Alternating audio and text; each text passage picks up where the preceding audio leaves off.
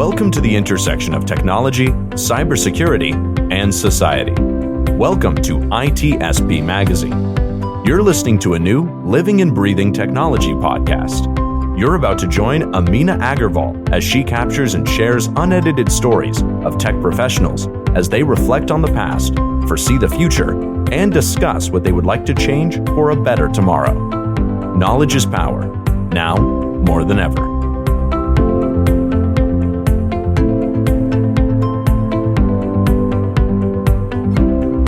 Hello and welcome to Living and Breathing Technology. On this show, we talk about life away from technology, your passions, your interests, hobbies, or any initiatives that you're working on. I remember a quote which said, "Empowered woman, empower woman." And today, we will be talking to one such woman who empowered the other to progress in her career. Let's welcome Jessly and Christine to our show. Thank you. Thank you. Thank you. Thank you so much. So, Jessly, just to start the things and kick the things off, I'd like to ask you about your home country. Where did you grow up, and how did it look like as growing up in that country? Absolutely. Well, I am from Nicaragua. This is in a small country in Central America. We are right next to Costa Rica. It is a very hot and tropical country. And I was raised in a middle-class family, but in a developing country. So I feel that this had a heavy impact on my view of life. To me, living in a poor country was also an advantage because not only forced me to push harder, but also makes me more appreciative of all the opportunities that I have in all my surroundings. It's great to hear that you're from Nicaragua, but how are the people? How's the culture in Nicaragua? I will say that everyone is very friendly. We are always trying to help each other. There is a lot of poverty in the country. So people, at work, finding a job, it can be hard. Making your way can be hard, especially if you're a woman. We still believe over there that maybe that the guy is the head of the family. It's changing slowly. But the people is really nice. Everybody's really nice. And something that I love about my country, it's naturally beautiful. There is we have mountains and we have volcanoes and we have beautiful beaches and sand. And there is this place where I met my husband. We used to live, and you will have the beach on the front, but you have a jungle on your back. And that's really beautiful. Oh, that's amazing. And I can see a jungle, a sea, beach just in your background. So I think it gives you that vibe of being on a tropical island. So that's amazing. I would love to go to Nicaragua sometime and just to have that, have the, view of that jungle in the background and have your own sort of private zone. So that's really nice. So what is your family made up of, and how many brothers and sisters are you? I have 4 siblings, but I was only raised with 2 of them due to my parents being divorced. As I mentioned previously, I come from a middle-class family. So my mother used to work in sales and also as a radio host. She held 2 jobs. As many single parents, she has to deal with the stress and all the pressure. But she never complained, and she was always on top of us. There was always food on the table. She always prioritized our education, and she made sure that we all went to college. So I had so much admiration for her. I can't just thank her enough for her great example. And I feel that everything that I am today, I owe it to her. Oh, that's so heartwarming. And definitely as we grow up, we have someone in our family whom we get influenced from. And I'm sure that we as women always get influenced and inspired by our mothers because they have been working hard, not only at home, but outside as well. So mothers are always a form of nature. And so while you were growing up, and of course with your family and brothers and sisters, did you have a sort of formal education? Absolutely, yeah. I went to high school, but and then I went to college, and that was always a dream, and that was the goal for us as a family. I remember my mom was very serious about this. It is a privilege to be able to hold this kind of education. And she told me once, you only have 4 years to finish this career. Like if you like fail a class, I don't know what are you going to do, but I am not paying more than 4 years of college. So it is not like here in US that usually you make a loan and then you pay your college over time. In my country, it's usually the parents who pay, but also education is not as expensive as here.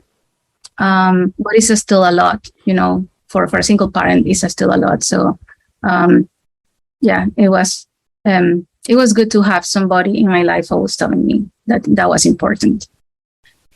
That's great.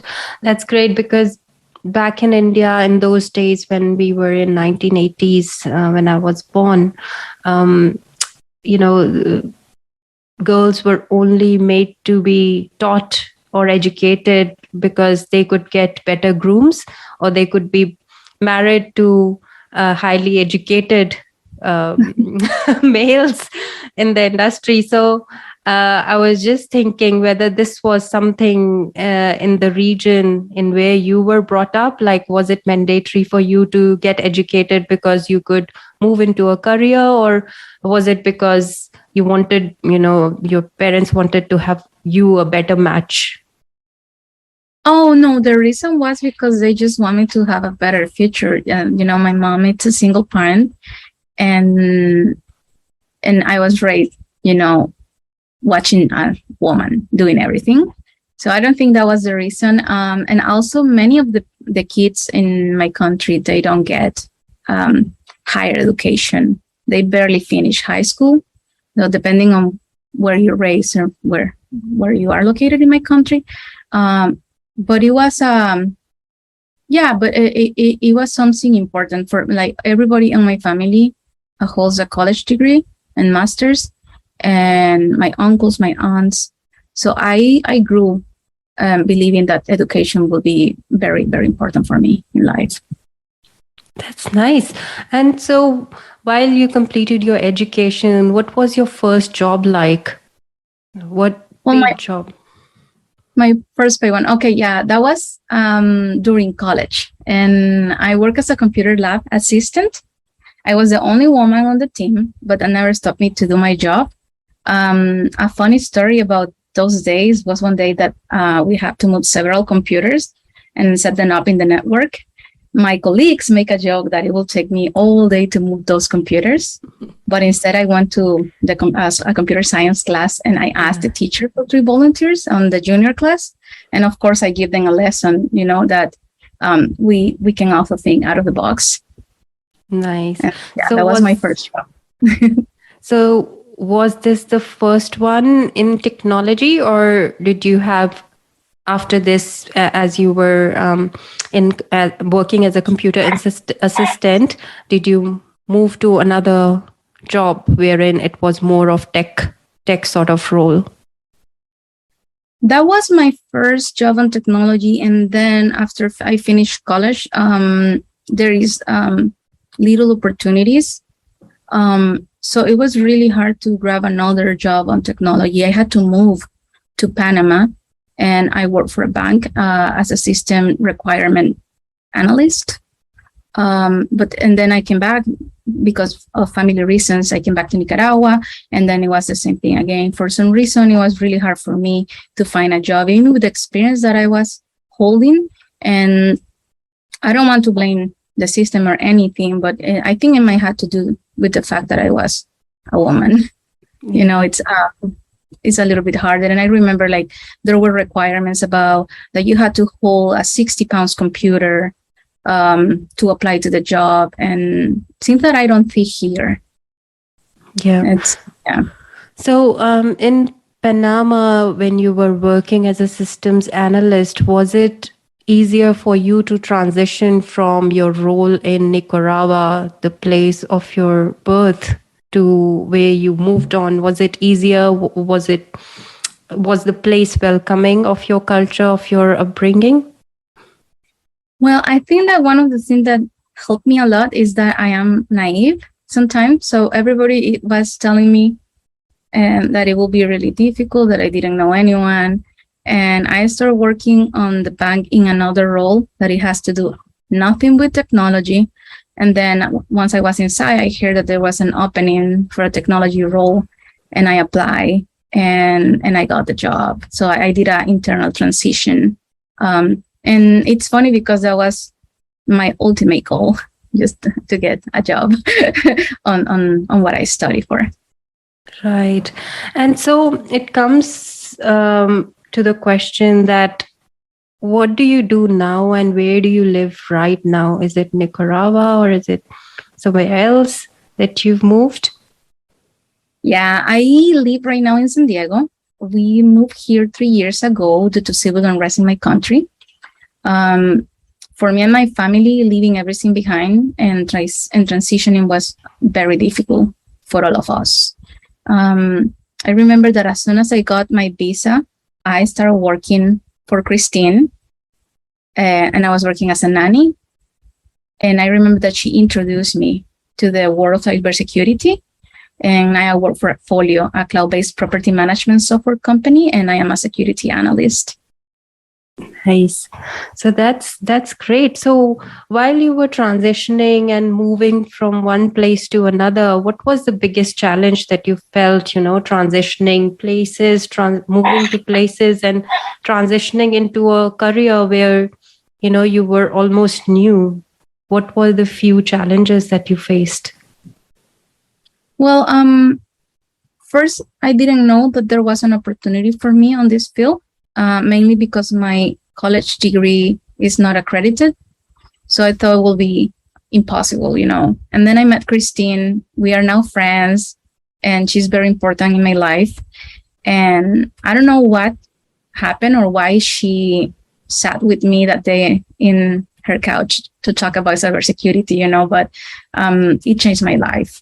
And one of the biggest fears that I had during the process is the uncertainty, because you do a lot of effort and it's a lot of commitment and getting the certifications and doing all this work just to put your foot in the door and not knowing if it's going to ever happen. It's hard. Sometimes it can, you need a lot of support sometimes, because keeping you with your head up is not always easy when you don't know where you're going.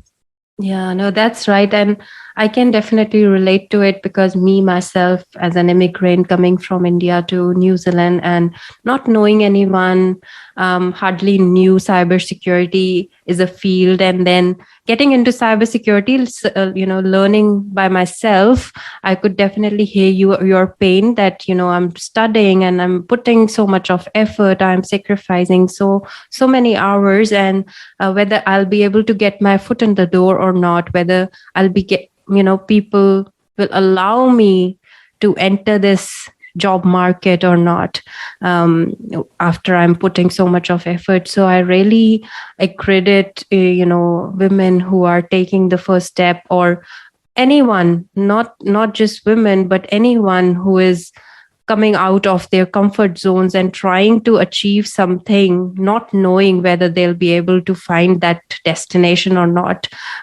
So very well done on that. And finally, you are in cybersecurity. So it warms my heart to see that.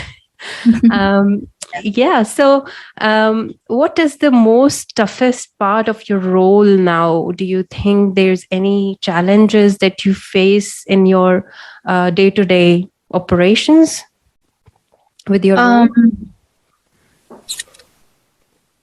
Yeah, right now, one of the most difficult parts of the roles is we as cybersecurity professionals, we are exposed to, endless tools, and we have to learn them, and we have to do it fast.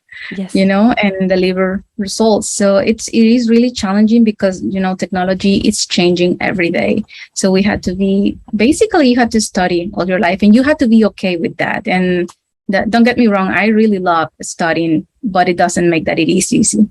Yes. And especially when you're a mom, it becomes more difficult as well to juggle between self-studying, to juggle between your home life, your work life, and your own life, basically, because we women don't actually look after ourselves that better, because we have so much going on around, so many responsibilities that we have. So I feel definitely that we always keep ourselves bottom down on the list of priorities and keep others at the top. So we need to change that. But yeah, we'll get there for sure. Sometime we will get a chance to go back in time and say no, and we need to look after ourselves. And I'm working on it at the moment. Let's see. I'm sure we all are doing. Christine and Jessly, you all are doing your best to give yourself, to prioritize yourself. But we'll get there. So, if you would have to go back in time, Jessly, what would you likely to be or become? Do you think that you could be something else apart from a cybersecurity professional? Short answer, not.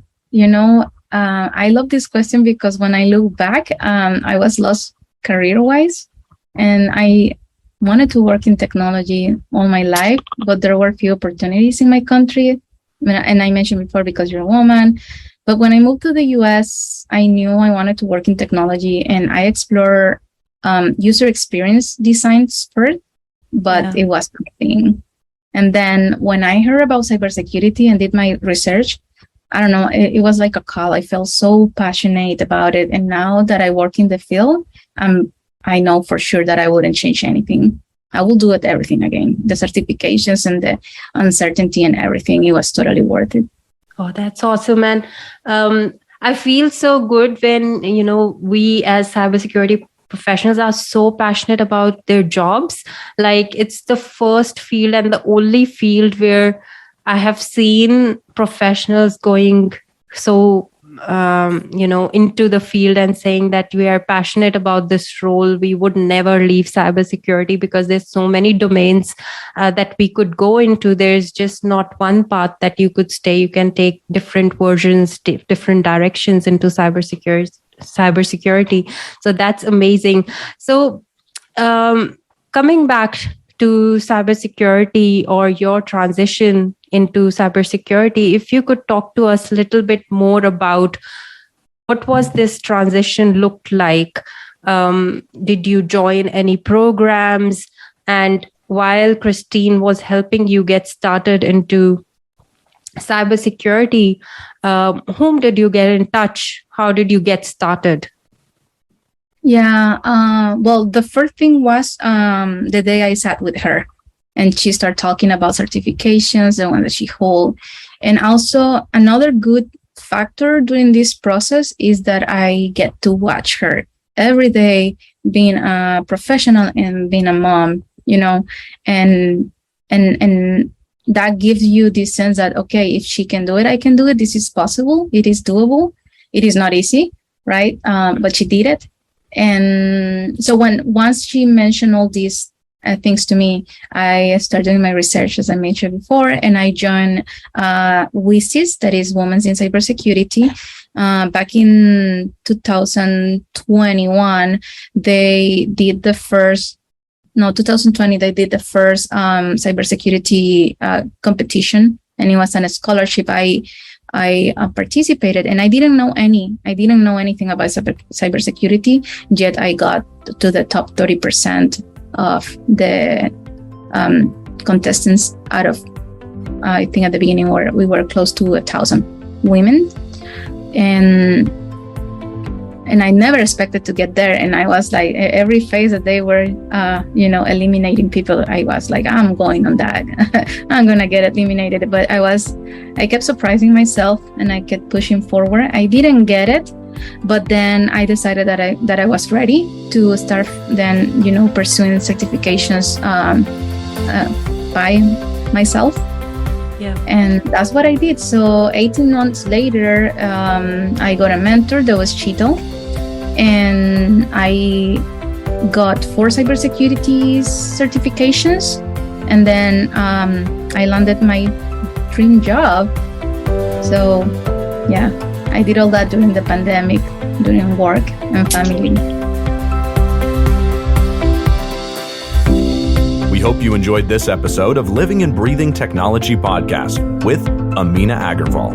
If you learned something new and this podcast made you think, then share itspmagazine.com with your friends, family, and colleagues.